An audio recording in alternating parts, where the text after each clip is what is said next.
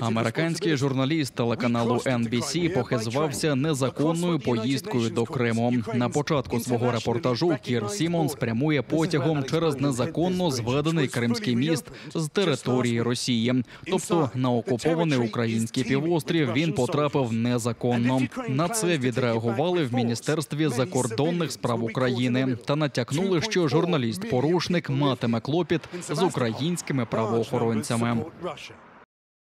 Відвідання тимчасово окупованого Криму з території Російської Федерації є порушенням законодавства України. Для порушників передбачена правова відповідальність. Зокрема, іноземцям за такі дії також передбачена заборона в'їзду в Україну.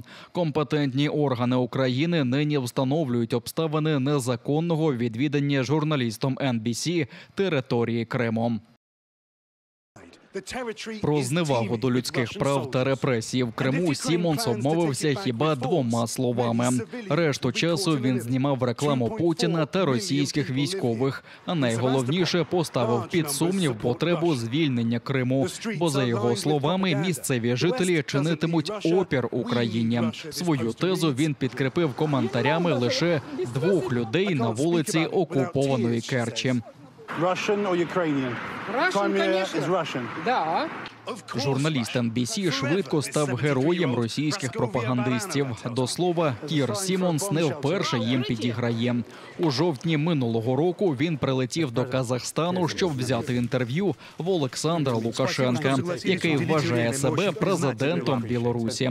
Попри те, що весь цивілізований світ не визнає самопроголошеного лідера законним, Кір Сімонс скупав Лукашенка у теплій ванні.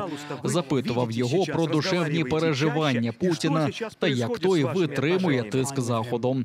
За таку приязність американський журналіст удостоївся трансляції на державному телебаченні Білорусі. Спасибо, что согласились уделить время. Мы очень признательны вам. Варто зазначити, що Кір Сімонс не перший іноземний журналіст, який незаконно відвідав окупований Крим. Кількома тижнями раніше ми розповідали про його французького колегу з журналу «Ле Фігаро».